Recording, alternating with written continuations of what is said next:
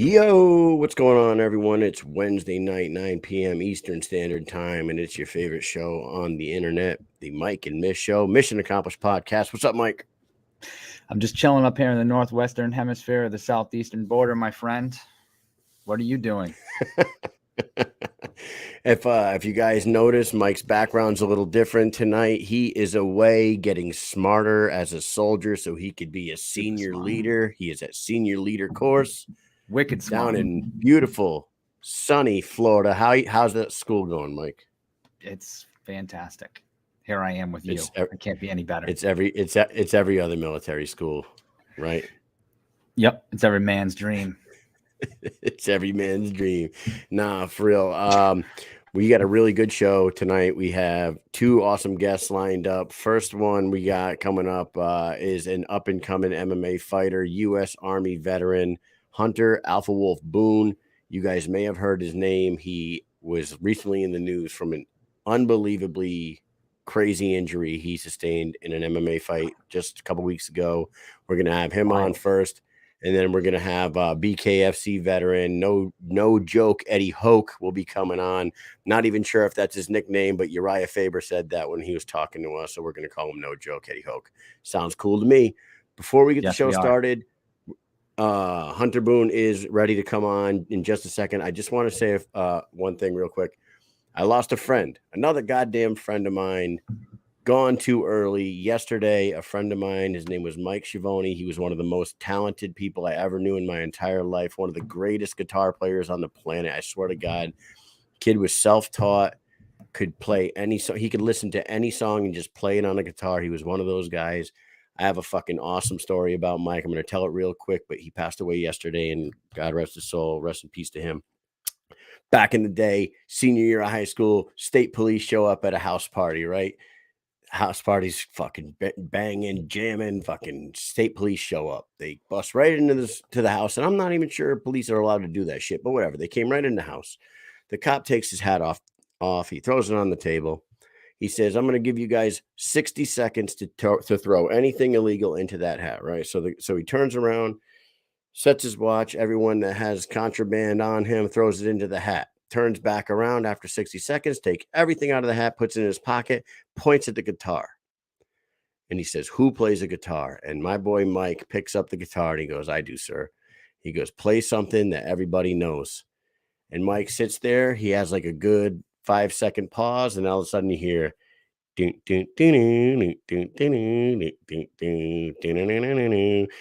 the cop goes, everybody sing. And everyone's like, big wheels keep on turning. And he's like, now keep on singing, and you better have put all your drugs in my hat because I'm searching you one by one, and I want you to sing the whole time. And everyone's like, sweet home Alabama. One by one, put our hands on our head, get our pockets searched. Mike Schiavone, rest in peace, my brother. I love you. You're gone too soon. You're probably playing with all the guitar gods up in heaven right now. But, shout out to Mike and his family. Gone too soon. With that said, I hate doing that because that's like the 20th friend I've had to do in the last 20. You know what I mean? I've only been out of high school for 20 years. It's fucking nuts. I'm losing like a friend a year. But with that said, peace out, Mike. We love you. Let's bring on our first guest. He is, like I said, U.S. Army veteran turned MMA fighter, father, and, recipient of one of the craziest injuries you'll ever see. Let's bring him on. Let's talk about it. Let's figure out how the hell this shit happened and what's up for this guy next. What's up, man? How are you? Hey, guys. How's it going? Thanks for having me on. What's up? We are good. Mr. Hunter Boone. You got a nice tight haircut there, I see. I do. Everything good in your world? There's a souvenir here. Oh my Look God. at that. Now, the staples are already out? They are. You are? Wow. I've had those last Thursday. Oh, my God. Now, you are 2-1 MMA fighter right now, but correct me if I'm wrong. Were you planning on going bare knuckle soon? I'd actually initially planned on going bare knuckle after my first MMA fight, which was a loss. I was still pretty naive, new in the game. Thought I could go in there and hang with the big dogs, but decided to hang back a little bit and gain a little bit more experience on the amateur MMA scene. amateur MMA scene, and then you went on to win your next 2 fights, and that brought you to your most current fight with Jordan Brown. So you sustained an injury, and like I know this is probably what everybody's talking with you right now about, and you probably don't want to be known for this, but goddamn, man, your name is known now. What happened? Because it looks like you shot on him first, like right away. You shot in on him, and something happened. Can you tell us exactly how you sustained the injury? Yeah, the initial game plan was to keep him on his heels the whole time. We were going to back him up. Honestly, it was just a sloppy takedown on my part. Backed him up against the fence, went in for the takedown. It kind of looked like he pivoted to the side and was going to throw up a knee, but it just adjusted me just right that I hit that gate head on. Now, the gate, the latch, like, was there something different about, like, this was only your 4th fight, but you've been inside MMA cages before. Was there something different about that latch that, like, was a little fishy or a little different than other cages you've been in? Because there have literally been thousands. There was definitely something a little different about it. I can't quite pinpoint it. Right, yeah, because there was definitely something different about it. I honestly can't pinpoint it because I was pretty concussed still. But there was something definitely off with the gate.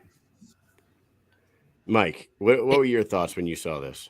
Well, it happened so fast. So you can look the video up online, right? And just search Hunter Boone. It just comes up. Everybody's covering this. It blew up because it's absolutely insane. And I feel like it happened like that. Now, going into watching the video, I thought I was going to see like something definitive, like your head was going to hit it and then you were going to like go down, you know what I mean? And someone maybe pressed your head up against the fence. It was like a second, like you just hit it and then fall and that's it. And I was like, what the fuck? Like that happened so quick. I can't believe the outcome from that. And that was only 17 seconds into the first round. Correct. That's crazy. And did they initially give your opponent the win? Yes, they initially announced Jordan Brown as the victor. But they did go back on that, and it was ruled a no contest due to laceration from the cage. As it should. Like, this isn't a hardcore ECW wrestling match in 1994. This is fucking, sanctioned, amateur MMA. You're working towards becoming a professional here, and like get a loss on your record hurts at that point in your buildup of your career, and to lose due to laceration of a fucking cage and give the other guy a TKO victory, that would have been bullshit for sure. Yeah, but they did the thing and they did correct that, so all good there. Yeah, that is good. We were looking that up because Mike had said that they announced it as a TKO victory, and I'm like, no, man, I think I looked it up and it showed no contest. So I'm glad you cleared that up for us. Now, when you made it to the hospital, it's funny because like all the pictures of you after you got cut, you're smiling, you're like in good spirits. You said you were concussed, but you were smiling. You seem like you're in a pretty good mood. When they were fixing you up, like, do you recall that process? Or I was pretty alert the whole night. I mean, I knew it was catastrophic the moment I hit that gate. It actually flash KO'd me, and once I hit the ground, I came to and tried to defend myself. But I knew the moment that I hit the gate that it was severe, and felt every ounce of the pain the entire night until they stapled me at 1 a.m. And you were concussed. So you were concussed and the cut. Any other injuries you sustained from that? Not really. I did tweak my knee just a little bit falling down from the flash KO, but it's good. Now, I'm only going to ask this because I'm a naive fucking idiot when it comes to medical shit. When your head was like peeled up, did they just like put it back down and staple it, or did they have to like put something to adhese it to the head? Like, I don't know. No, so they lifted all the way back, and they ended up cleaning it out and cleaning off the skull, and then they laid it back down and stapled me pretty good. They didn't super glue it or anything like that, though, right? No. That shit is wild, man. I swear to God, and like us being combat sport junkies, basically, when we saw this, we start rolling through the Rolodex of fucking crazy shit that we've seen in combat sports. And like, this one is up there, man. If we were doing a March Madness bracket of craziest injuries in a mixed martial arts fight, you'd be a number 1 seed right now, I believe. Oh yeah, sure. Now, you were in the Army. Mike and I are both in. So tell us a little bit about that. Where were you? Were you active duty, National Guard? What did you do? Yep. So I was actually National Guard. I was stationed in Altus, Oklahoma. I was a part of the 120th, and I was an 88 Mike. 88 Mike, truck driver. Yep. There you go. Transportation company. I'm actually 88 November, so okay. I was in charge of a bunch of 88 mics in my career. And sometimes you gotta rein these truck drivers in, man. They do their job well, but they party harder, as hard as they work. That is true. Does that sound a little bit like your career in the military? It absolutely was, unfortunately. Yeah, man, it's good. It's all good. And how many years did you do? So I was in from 2010 to 2018. Nice. So well, thank you. Did you do a couple of tours, or was that just one, like 6 and 2, or? Yep, 6 and 2. Nice. Yep. 6 and 2. That's awesome. No more after that. Nope, no more. Yeah, I was done. Now, were you already grappling? Were you already boxing? Were you already doing martial arts before, or did you start doing that when you joined the military? Nope, I actually didn't start training at all until about October of 2020. Oh, holy shit! So you're like brand new to everything. I am. God damn, you must be some sort of athlete to be starting in October 2020 and already have 4 amateur fights under your belt. That's pretty impressive. Yeah, I'd like to think so. Yeah. Yeah, good for you, dude. And what would you say is your strongest facet of your game? Like now that you've been in for a year and a half. Gotten 4 amateur, the last one sort of ended quick, but you got 3 amateur fights under your belt. Where do you feel the most comfortable? On the feet, on the mat? On the mat for sure. Man, I went into my first amateur fight with 0 formal training, no team. I mean, nothing. I was training out of my garage with my little brother, watching too much UFC, thinking I was hot shit. I was in the wrong place at the time. No kidding. But yep, I got humbled in the first round by a gentleman with phenomenal grappling. That's when I decided to join 10th Planet in Altus, Oklahoma, and it's been a game changer for me. Yeah, your 2 wins were pretty fast. I mean, you haven't even gone over 2 minutes in 2 fights. Well, actually, I think in 3 fights at this point, but. Yeah, that second fight there against Jeremy Tecumseh, he has a phenomenal transformation story himself. But that gentleman there actually caught him with an inside leg sweep in the first 23 seconds, and it dislocated his ankle and snapped his leg in 2. Oh, damn. Shit. Yep. And then you ground and pounded him out until they stopped it. There you go.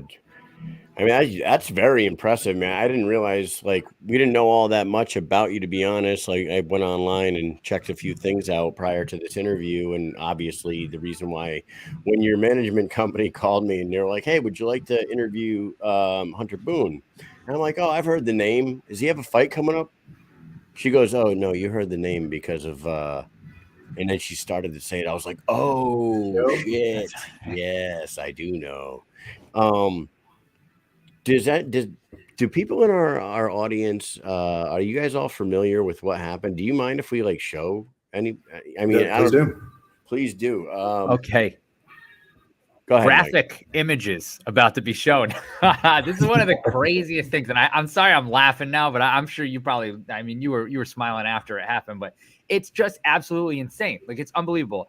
I showed people in my class here. I was like, check this out, because they said, hey, you're gonna be able to do the podcast on your hair. I said, oh, trust me, I packed everything, we're ready to go, the show must go on.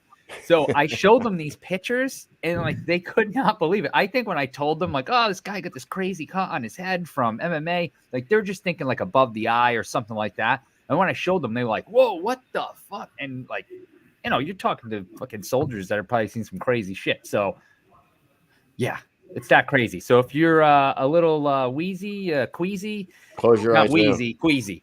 If you're queasy, close your eyes. Here it All is. right. Go ahead, Mike. I'm going to grab them up right now. So here is Hunter number 1. Damn. Look at that thing. Now that is absolutely crazy.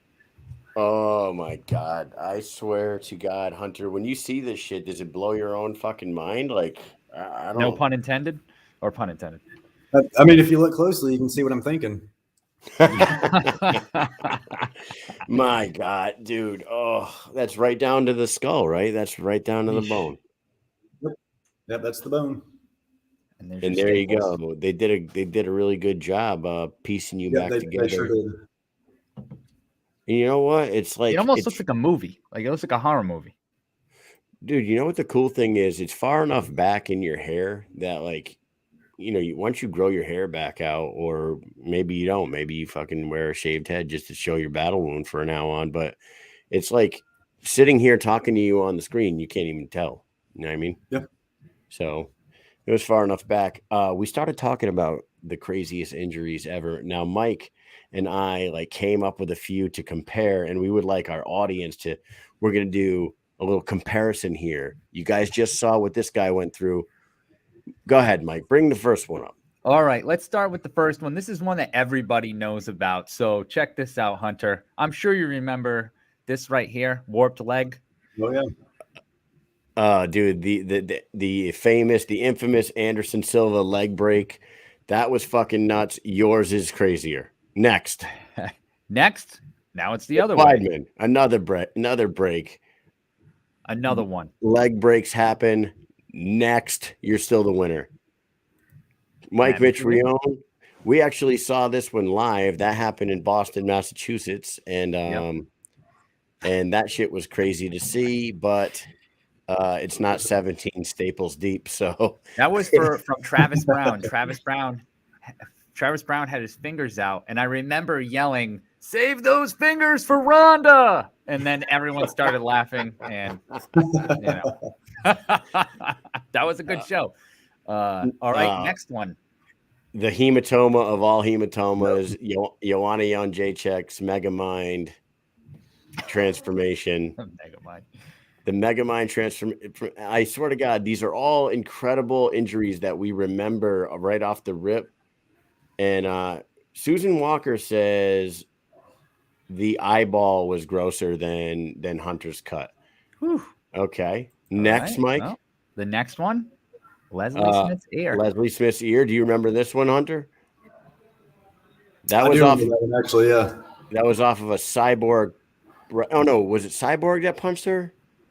I actually can't remember who did that to her, but blew her fucking ear up. That one was disgusting because it popped like a balloon. All right. Next. Oh yeah. It's like he was chewing on a firecracker and that shit blew up in his fucking mouth. This is like the elite company that you find yourself in. But up next we got Badu Jack. I don't know if everyone remembers this one. Everyone remembers that famous picture of the referee there covered in blood up to his elbows and his chest with blood. But that came from Badu Jack's forehead. Look at that gash. That's in a boxing match, by the way, which is fucking crazy. Yeah, that's gnarly. Then you got up next, Mike. Who do we got next? Next, we have Marvin Eastman's cut above the eye. Huge. Like, just, dude, that thing looks like it's 2 inches wide. That thing. It's wild. Unbelievable. And then last but not least, we have the crowning champion himself who's on the show tonight. Kyle with the puns tonight. Yeah, the crown. Put the crown on the king's head. There it is. But so, I mean, we hate to keep harping on that shit, but now the silver lining in this story is that everyone knows who you are now, right? Mm-hmm. You obviously show promise. You're 2-1 as an amateur fighter. You've only been fighting for a couple years now, and now everyone knows your name. Sure. So now that everyone knows your name, you get yourself healthy. You get your head seems like you already got the stables out. So when do you think you're going to be back training, or are you already? So I'm kind of lightly getting back in there. I've already started strength training again. Of course, I can't be rolling around yet, but I've been kind of hitting pads a little bit. I'm going to take it one day at a time and make sure I'm fully recovered before I get back in there. Now, is there any kind of like ramifications, any kind of lawsuit or any kind of anything going on between you and the promotion that you were fighting for due to the faulty door or whatever the hell was going on with that cage door that made your head cut like that? That's certainly been the number one question from everyone. But man, honestly, I've just been taking my recovery one day at a time, and I've been focused on that. I haven't even thought about that yet.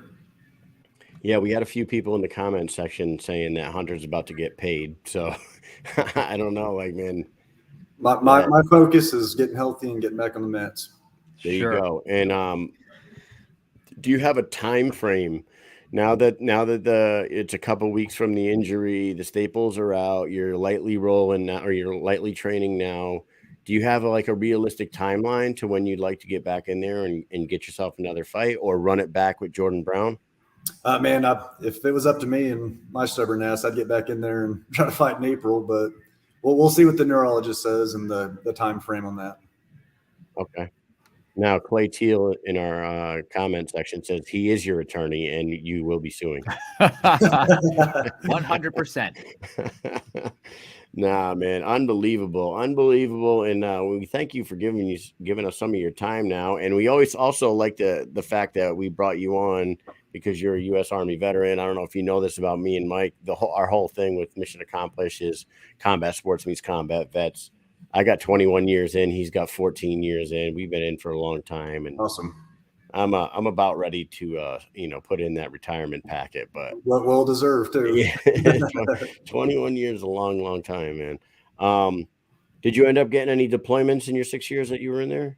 I did not. Yep, I stayed in Oklahoma the whole time. I had the privilege of helping our brave men and women prepare for their deployments and let them go and rock it. Did you guys, like, was most of your training on the road? Did you get yourself a driving badge or whatever? With whatever the driving badge is, like 10,000 miles accident free. It wasn't that expensive. No. Me and a guy in our unit got put on a few missions where we were like delivering aircraft parts like all over the country, and I feel like we put on like 6,000 miles in fucking 3 months. It was like insane. We were on we were on the road all the time, and we were supposed to get the driving badge, but I'm not saying anybody fucked us, but we got all right, man. So hey, awesome talking to you. We're gonna do a quick speed round with you so people can get to know you as a person, other than a fighter, other than a guy that got his head cut, and other than a United States Army veteran. He is from 10th Planet, and here we go. Speed round with Hunter Boone. Number one, what's the weirdest thing you ever seen in somebody's house? Inside of somebody's home. Yeah. So I actually used to install home security systems for a living, and went inside someone's home, and they had an entire sex dungeon. Oh, nice. Complete with swing. They have a swing. Like everything. I mean, stuff mounted on the walls. I mean, you name it. One of those tables that you can mount to and then flip it over. I'm talking everything, man. You saw Next Friday? Have you ever seen Next Friday? Oh yeah. You know, when the projection screen goes up, and then there's a whole bunch of shells with dildos and everything on it. Yeah, that was pretty much it. Mr. Nasty Time. Mr. Nasty Time. Oh, that's awesome. But is that really that weird, though? Come on. Next question. It's not at all. Number two. All right. Tell us a crazy story from your high school days. Crazy story. I actually had the opportunity to smoke a big old blunt with Gavin Rosdale from Bush. Oh, shit. There you go. That's a fucking pretty cool story. How did that happen? He was actually performing at Rocklahoma here in Oklahoma. It's a big old music festival we have. Fucking badass. I know a guy who sold a bag of weed to Maxi Priest, the reggae star. Oh, yeah. But that's not. Nobody knows who Maxi Priest is. Number three, favorite chow hall food. Chicken and rice. Chicken and rice. Too easy. I love the chow hall buffet choices, man. I'm a goddamn Gordon Ramsay when it comes to deployment chow halls. I'll tell you that much. Oh yeah. and a lot of people can attest to that. I'll fucking chef up some things. I'll go to like 4 different locations throughout that chow hall, and I'll put some fucking shit on the table, man. All right, number 4. Favorite movie to watch with your kids? Ooh, that's a good one. Man, we really like Star Wars. Awesome. How old are your kids? I have almost a 2-year-old, a 7-year-old, and a 9-year-old. There you go. My kids love it. Love all the Mandalorian and the Book of Boba Fett, all the new stuff. I even have a dog named Kenobi. Yeah, that's coming up soon. And last question we have for you: what is the best piece of advice you ever received from a senior NCO during your time in the military? Man, I was kind of a shitbag in the military, if I'm being honest with you. I was real lazy. I wasn't consistent. I wasn't dedicated. And I had an NCO that told it to me straight and told me I need to pull my head out of my ass. I needed to learn a good work ethic and dedication. And I think I turned it around. There you go, dude. And you carried it over into a blossoming MMA career. Hopefully that you can get back in there to fully training sooner than later and get back in there. Maybe even run that back. Have you guys talked about possibly running it back with Jordan Brown? I haven't even talked about it yet, man. Just trying to get healthy and get back in my training. All right, man. Well, best of luck to you. We'll give you a second, shout some people out, and we'll let you get on your way. Yeah, I appreciate it, guys. Shout out to a few of my sponsors. First and foremost, my personal trainer, Montana Blythe. He is part of Delta Fit. Next up would be Sweet Leaf Meds. It's a medicinal cannabis dispensary in Burns Flat, Oklahoma. That they hooked me up pretty good. And then, of course, Anytime Fitness in Moore, Guthrie, and Clinton, Oklahoma, as well as Hamilton, Texas. There you go, brother. Well, hey, all I got to say is good on you being able to go around and show these pictures and talk about it without being fucking freaked out. It's a crazy injury. It's a crazy way to get your name out there, but everybody needs to go into the social media world and follow Alpha Wolf Boone and follow Hunter Boone on Facebook. I'm curious to see where you go from here, man, and we appreciate you coming on. I appreciate it, guys. We're going to keep grinding and get back out there. All right, man. Thank you very much. Have a good night. Take care. Thanks, guys. See you later. What an absolutely fucking insane injury that guy had. He's really cool. And like Susan Walker said in the comment section, how can he be old enough to have kids that age? He doesn't look old. I mean, like, he doesn't look more than 25. I would have to look it up. He's probably like more like 30 if he did. He is 28. He's 20. Okay. If he did 8 years in the military, then okay, 28 makes sense. Awesome, man. Thank you very much for coming on, Hunter Boone. You guys go follow him, Alpha Wolf Boone, on Instagram, and pay attention to him. He'll be back soon. Our second guest is 2-0 in the BKFC. He's going to be fighting UFC veteran Dustin Pague coming up in New York, in Salamanca, New York, at the Seneca Allegheny Casino in the middle of nowhere.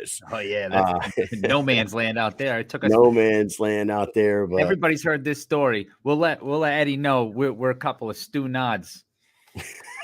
All right, man. Here he is, 11-5 in his MMA career, 2-0 in BKFC right now, and he's going to be in there very soon, March 12th in New York. Here he is, Eddie Hoch.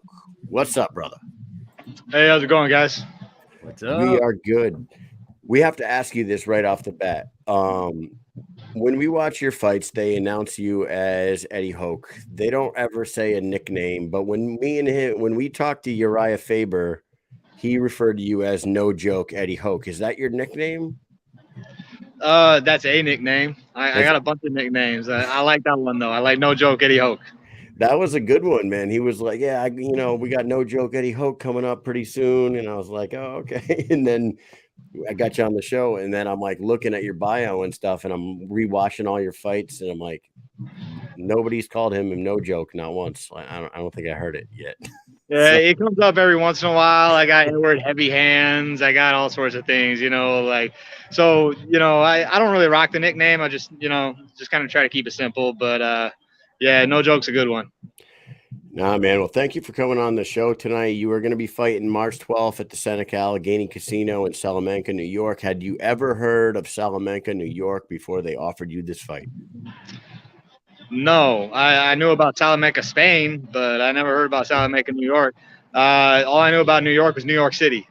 So you know they said bare knuckle, and I said sign me up. So Yeah, I got to tell you, man, in your 2 fights so far in bare knuckle, one thing that I noticed about you is that you just seem so fucking comfortable in there in that sport. Like you were just born for that sport.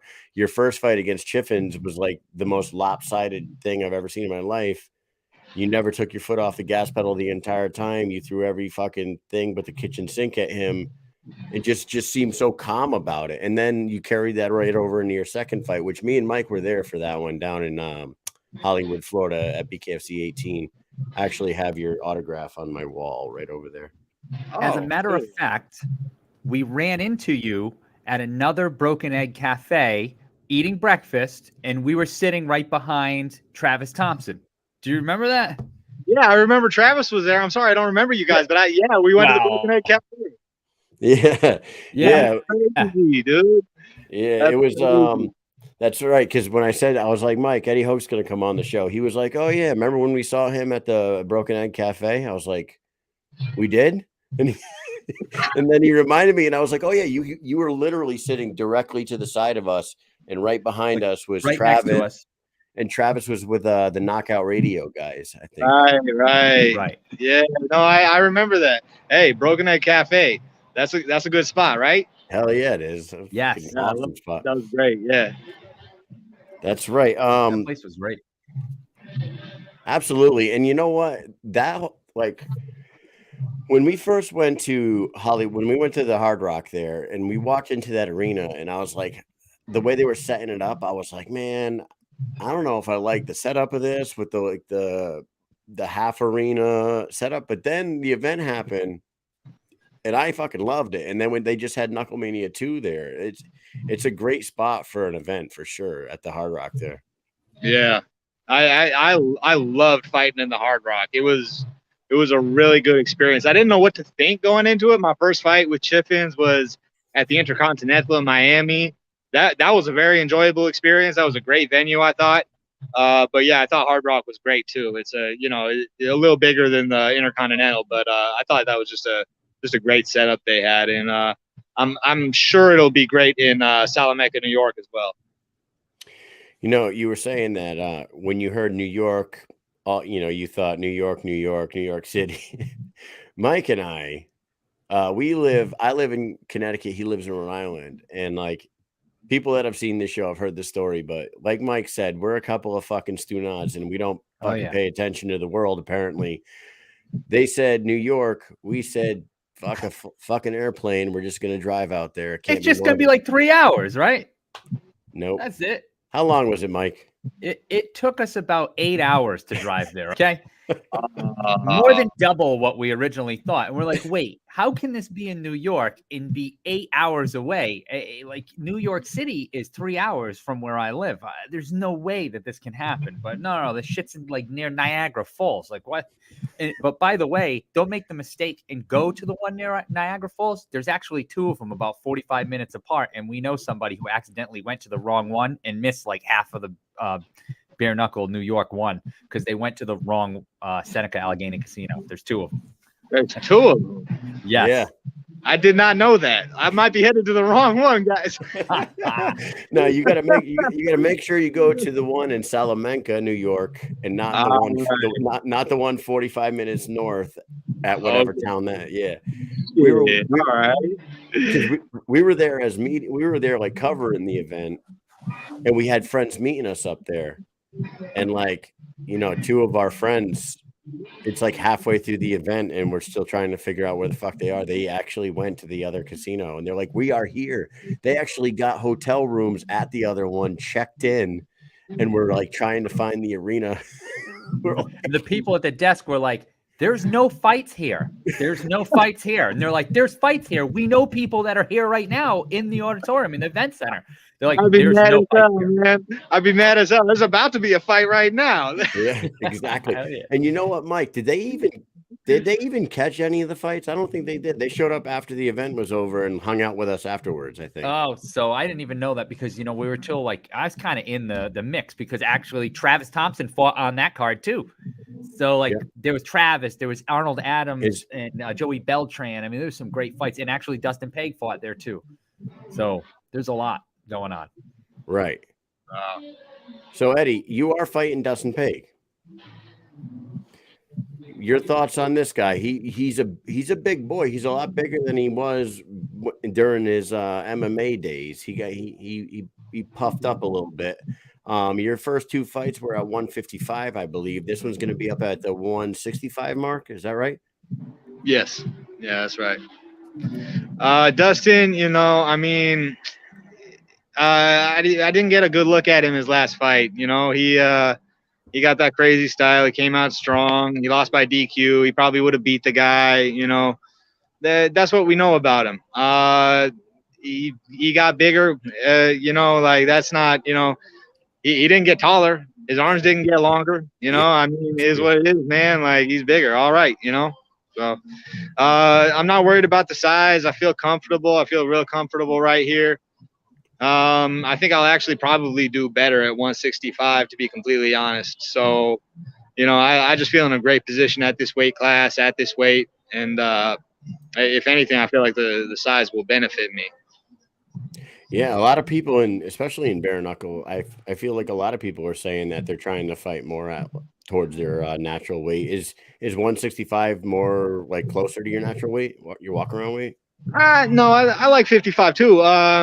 We just kind of decided to go 65 for this one.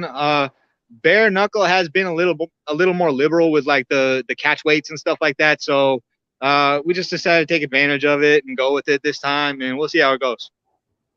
When you get a fight and you decide, do you decide, or they just come to you with a weight and then you're like, because their weight classes are 10 pounds, it's just like wide open. So like you're saying, there's a lot of catch weights going on. And we've been trying to kind of figure this out because most of the time, or in traditional weights for like boxing or MMA, you there's like a set weight and you meet that weight, you come within a pound of it, With BKFC, they have these weight classes that are, say, it's 156 to 165, Do you just pick a weight between the 10 pounds and then you try to meet at that? Or do they just come to you with the weight and say, it's going to be this weight, and then you just meet that weight? They come with the offers, they come with the offers at specific weights, and then the negotiation kind of proceeds from there. Originally, they came with somebody else who was a 65 fighter, and we were trying to set that up. That didn't work. And then we landed on Dustin Pague. So that's kind of how that one went. But I mean, it's by the fight. It's by the offer, it's just, if it's a good fit, it's a good fit. If it's not, we don't take it. That's the only rule I really play by. I don't know what they're doing.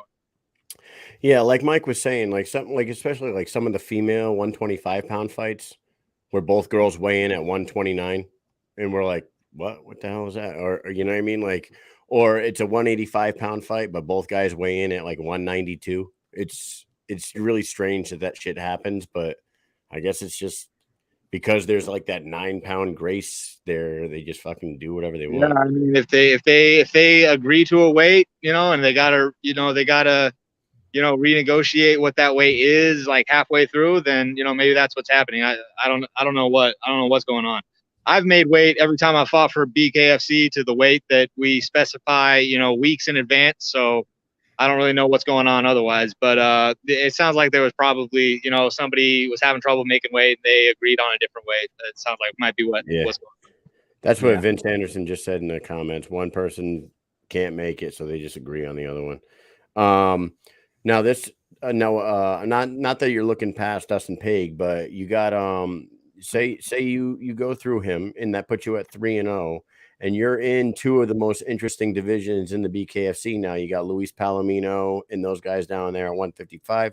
But 165's got Brito, Caleb Harris, Joe Elmore, Jim Ehlers. That is one hell of a weight class. Obviously, title aspirations would be the thing, right? You would want to stick around in one of those two. Which one of those titles would you rather make a run for? the 155 or 165? A win over Dustin Pague means I get to go for both if I want. It's either or. The fight game is crazy. It's like if we try to set something up with Palomino, it might not happen. It's good to have Elvin Brito as an option, and vice versa. So, we don't look past Dustin Pague is the thing. So, I mean, a win just puts me in a really good position. And down at 155 too, you have a teammate. You have Chad Mendez, another alpha male fighter down there. What were your thoughts on Chad's performance in his debut at 155 for BKFC? New sport. I think he impressed everybody. I think he forgot he was bare knuckle fighting for a second there in their fight, but because he shot for a double leg. But other than that, what were your thoughts on the fight? Chad is just a great athlete. He's a great competitor. He showed up and he did exactly what he does every time he fights, and that's just stick to the plan and do the damn thing. He's a talented and athletic individual, and he puts it together with hard work, and that's just a winning combination all around. I don't know if there's anyone. Hey, hold up. You're gonna fight. Oh geez, I don't know what's going on here. I don't know if someone got like a dog got out or kid ran out. Something happened here. It sounded like the reaction of like a dog runs out, like, get back here. What are you doing? Sorry guys, I was at the gym. They locked me out of the gym. That's what I was doing. All right. Sorry about that, brothers. I'm sorry about that, brothers. Go ahead. Oh man, that's funny. We thought either a dog got out and was running away, you were going to break up a fight, or other, and it was definitely other.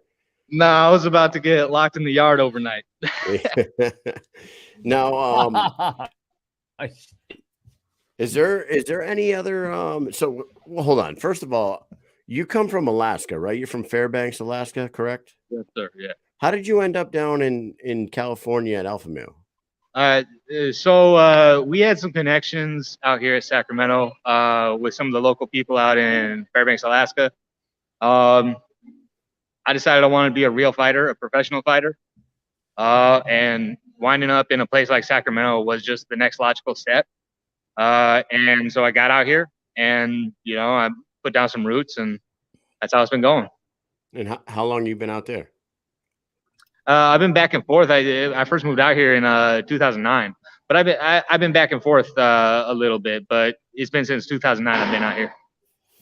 Now, we have some friends that are in the military that were stationed up in Alaska. There's a lot of MMA. There's a lot of combat sports up in Alaska, right? There's a ton of it. One guy that's in our unit right now said there's a shit ton of there's a lot of smoker shows up there. Is that correct? Yeah. I mean, there's a bunch of smokers. They call them rough house. There's a bunch of rough house, especially in the Southeast. They just call it rough house boxing. This is some real cultural shit out there. Like they come in off the fishing boats. It's a Saturday night. They hit the bar and there's fights going on, and they sign up that night. So there's a lot of that going on. Where I was from in Fairbanks, Alaska, it's more of a kind of a working class town, a union town. I wouldn't call those smokers so much. Like they try to do as professional a job as they can out there. And it was a real good place to get started. But there's levels to it. Like I said, there's the rough house out in Southeast. That's a really cool thing to see. And then, there's the professional shows out in Fairbanks. And I should mention they do have the AFC in Anchorage, and that's actually on Fight Pass. So there's a lot of fight scene out there. Oh yeah, I know that MMA's big up in Alaska. Vince Anderson in the comments says Tom Schoaf versus Eddie Hoch. What do you think about that? Tom Schoaf, a little Tom Schoaf scrap. I like it. That name has come up before. We did try to make that happen. We couldn't make that happen. It might still happen. So there you go. I like it. That could very well be a title eliminator right there. You win this, you do that, title eliminator.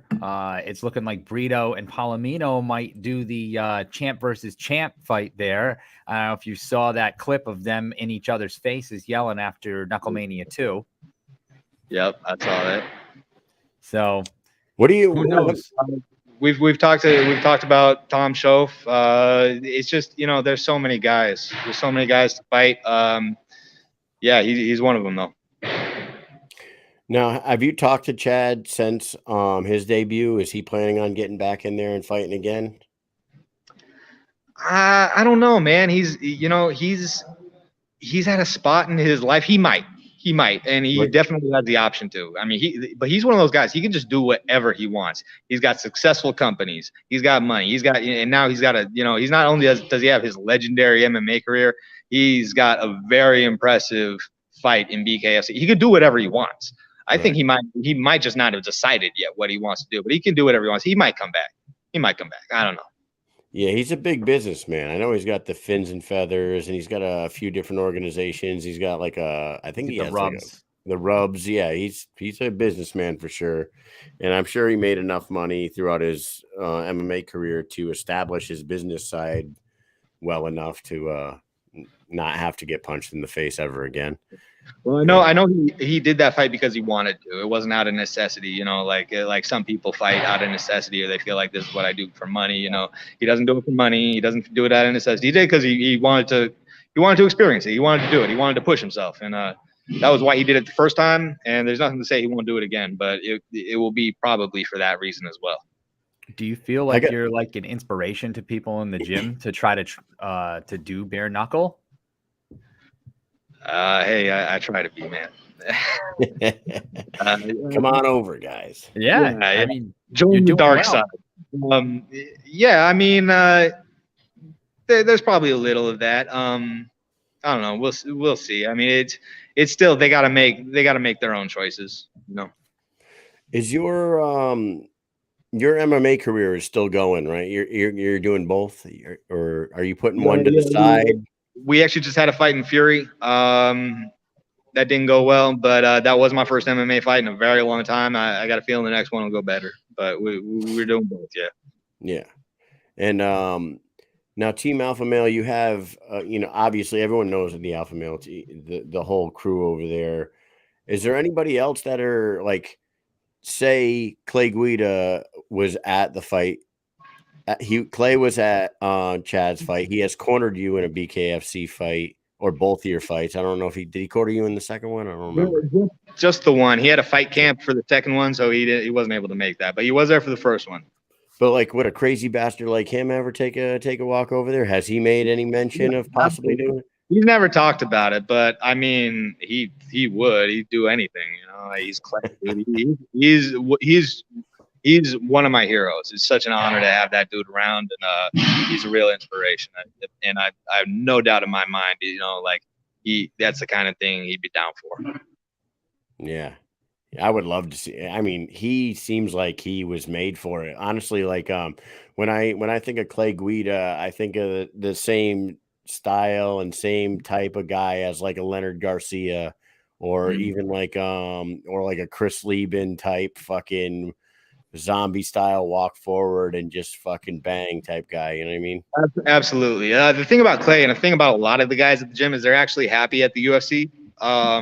So, you know, the idea of like fighting with no gloves on is not super enticing on that level. Yeah. But yeah, Clay is, you know, fairly happy with the UFC.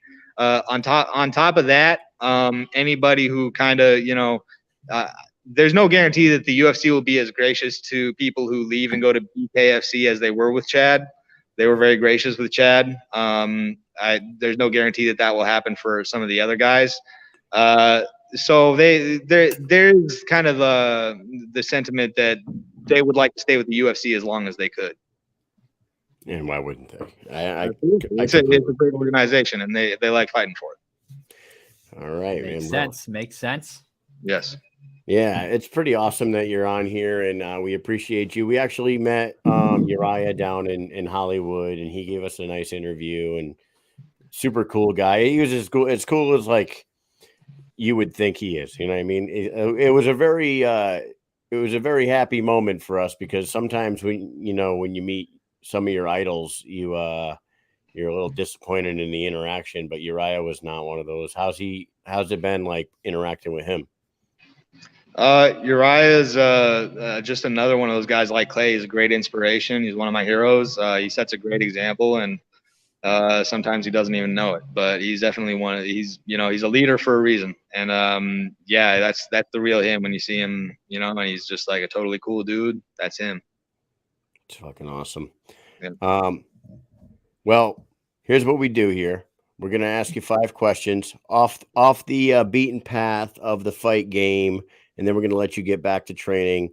We're going to throw your sponsors at the bottom here. And we're going to do a little speed round with no joke Eddie Hoch, who will be fighting March 12th against Dustin Pague up in Salamanca, New York. Here we go. Number 1, you are from Fairbanks, Alaska. So I got to ask you this. Do you have a UFO story from living in Alaska? I know that most people do. I do not. But I know so many people that do. I have to believe. I have to believe. What's the best one? If you've ever seen the Aurora Borealis, you'd believe too.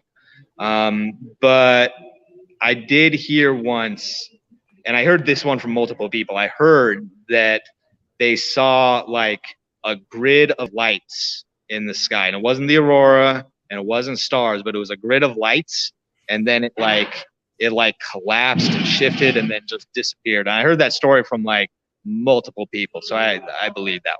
Wow. But I do not have any. And of course, I get the feeling most people with UFO stories out in Alaska probably couldn't share them because a lot of them disappear. There's a lot of disappearances. I'm pretty sure it's aliens, bro. I'm telling you, like, I swear to God, the last movie that really gave me the fucking creeps was a movie called The Fourth Kind, and it was about it was about what, Nome? Is it Nome, Alaska, or something like that? Yeah, I think it was Nome. Yeah, Nome, Alaska.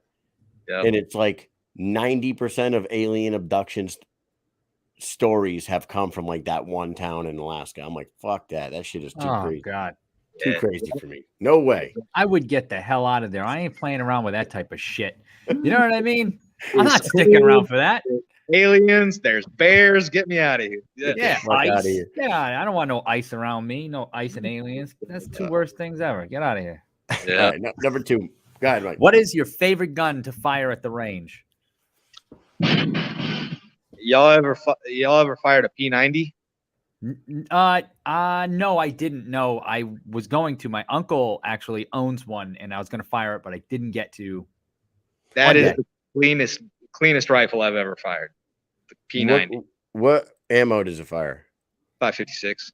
556. I thought it was because my boy Mario has like this crazy arsenal of fucking weapons, and he brings them over to my dad's house, and we fire them in the backyard.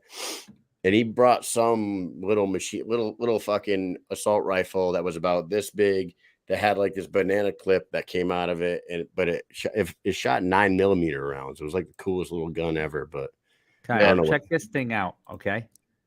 Oh, that. Yeah, that's it.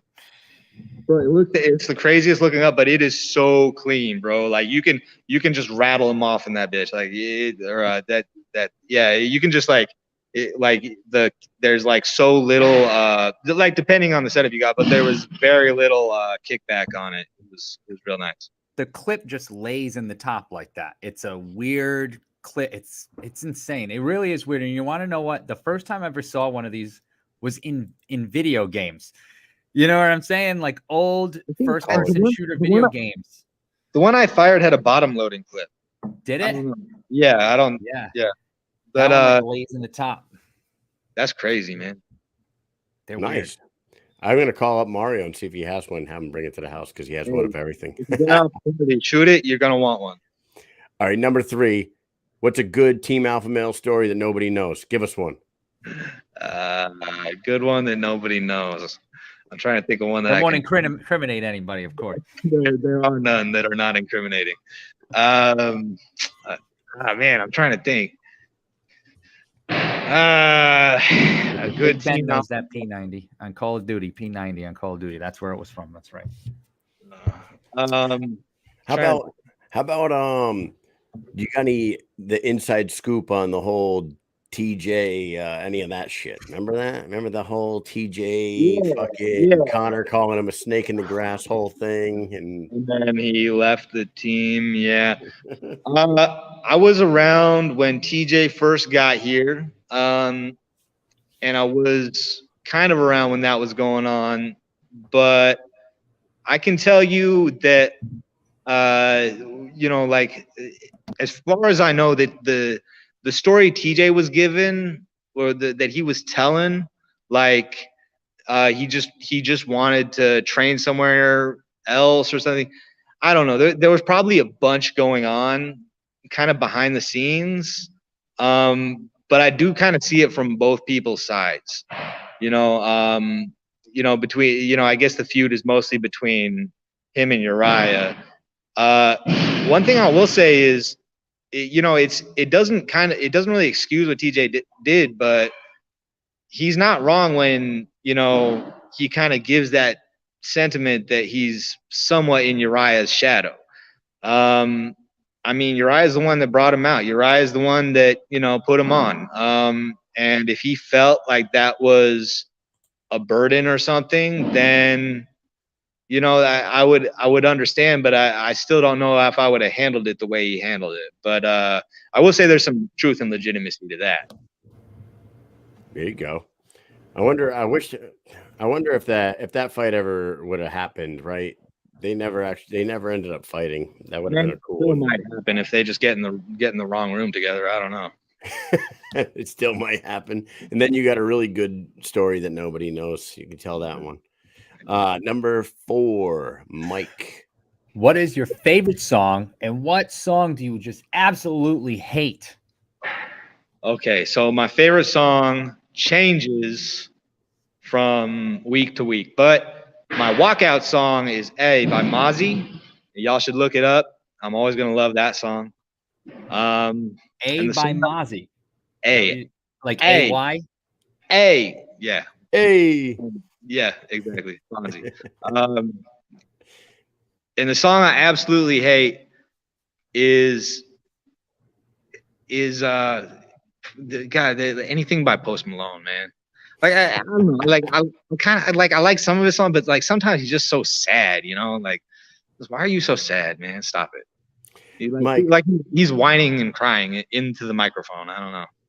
That's a perfect one, Mike. What the fuck were we in the airport and they kept playing us? God, Beyonce. Beyonce knows, dude. Eddie, we were sitting in the airport on the way to Florida for the last event, and we stopped in this bar, and they played like 19 straight Destiny's Child and fucking Beyonce songs, to the point where Mike and I, the bartender, came over. I was like, "Listen, you guys have to do something about this fucking music it's here. ridiculous. This is ridiculous." We're like, "Whose playlist are you playing?" She's like, "Oh, it's my manager's favorite." I'm like, "Well, tell your manager that there's other people in the world other than her, and nobody fucking likes Beyonce that much. Just get it out of here." That's fucking hilarious. That's like moment. It was like Chinese water torture, dude. I'm telling you. Last song, last question. Here we go. Oh, wait, what? Check it out. Is that it? A that's featuring YG and Logic, Burner and Mozzie. That's it. Nice. Nice. We'll end up getting they're gonna be like, "Oh, sorry, can't use this clip." Last question. That's the song. This is kind of a jokey one. When you first joined Alpha Male, did they automatically take away all your shirts and shoes and hand you flip-flops? Yes. That's the answer we were all looking for. Yeah, that's what we thought. It is. All your questions have been asked. Eddie Hoch, you are fighting Dustin Pague March 12th, Salamanca, New York, Seneca Allegheny Casino, 165-pound bout. We wish you the best of luck. If you want to say a few things real quick, we'll let you get back to training. Yeah, thanks for having me, guys. Big shout out to my sponsors, Pacific Parallax, Marshall Rogan Inu. They really took care of me this time. Marshall Rogan Inu, the cryptocurrency, is really taking care of fighters. Y'all look into them. If you're interested in supporting fighters, invest in that currency. Beyond that, just thanks to my team, Team Alpha Male, Carlson Gracie, Sacramento, Capital Strength and Performance, where I am right now. Yeah, everyone for tuning in. Marshall Rogan Inu is like real big right now. Like I'm seeing that on all kinds of fighters' pages, right? Is this brand new or is it's been around? I like it seems like it's just now popping up. I just heard about it pretty shortly ago. So I don't know how long they've been around, but yeah, I think they're pretty new. There it is, man. So thank you very much for coming on. You guys tune in. Do you have a referral code on your Instagram page? I do. It's a link in my bio. Some people are saying it's not working. My referral code is Ed-Hoch. Ed-Hoch. So yeah, if you want to give me credit for buying the thing, then type that in.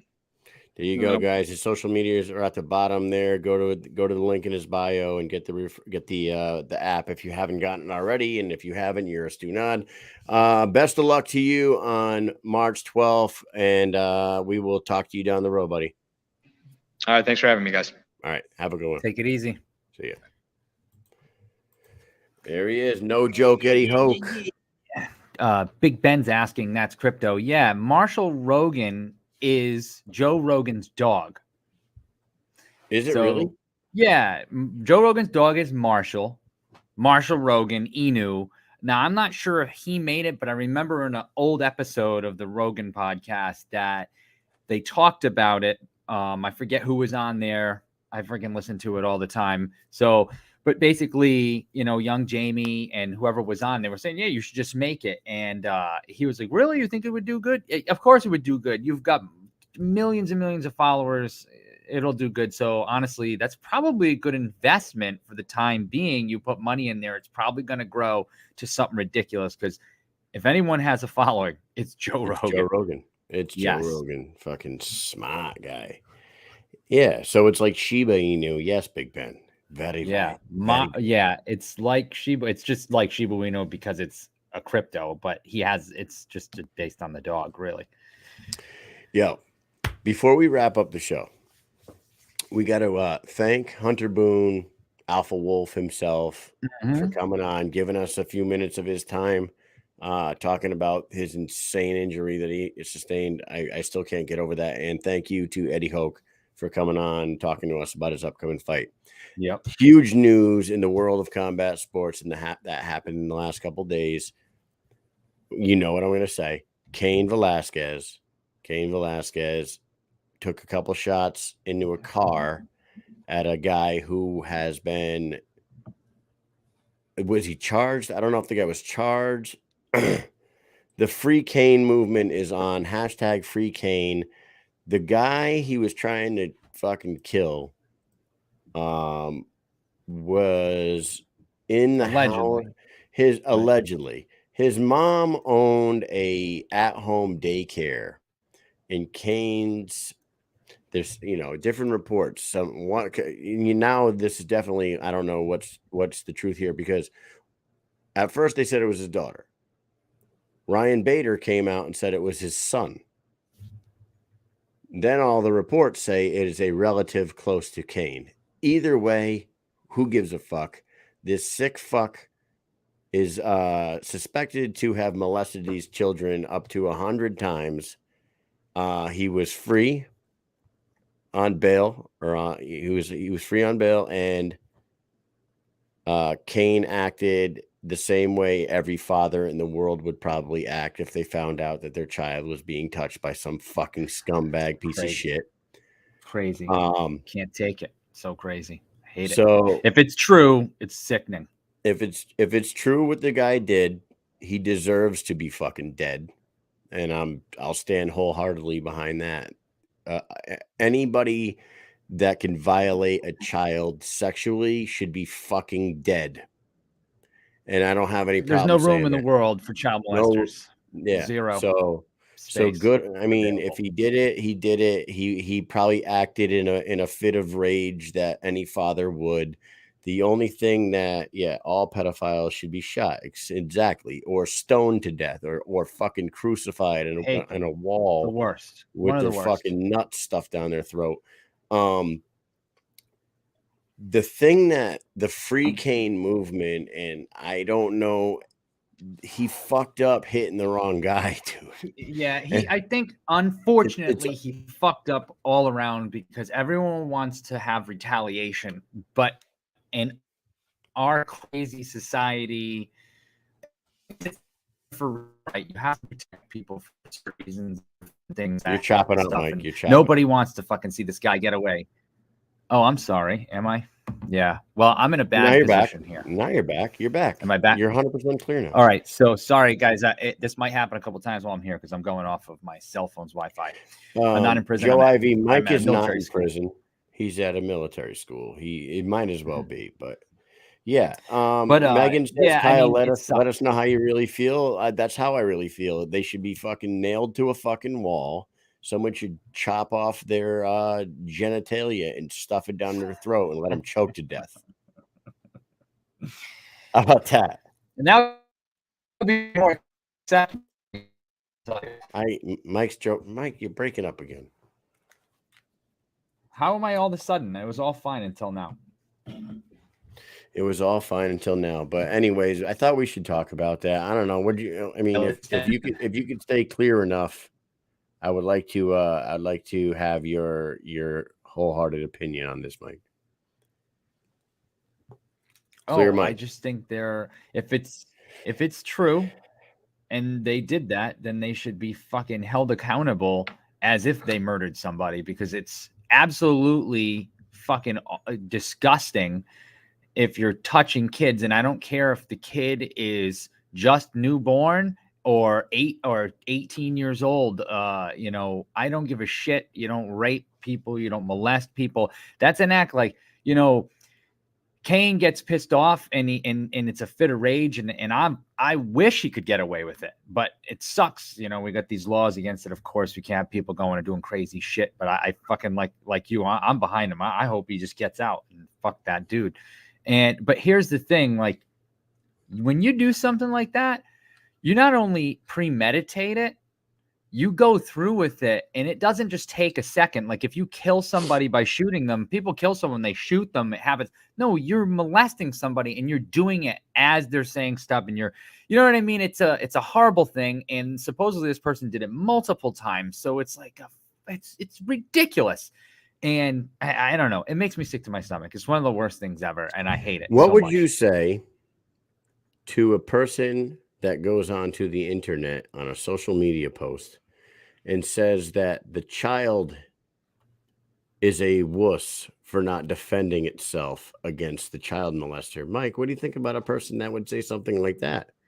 I would say that person needs to go outside tomorrow and get hit by a car and hopefully lose one of their feet. That's what I think.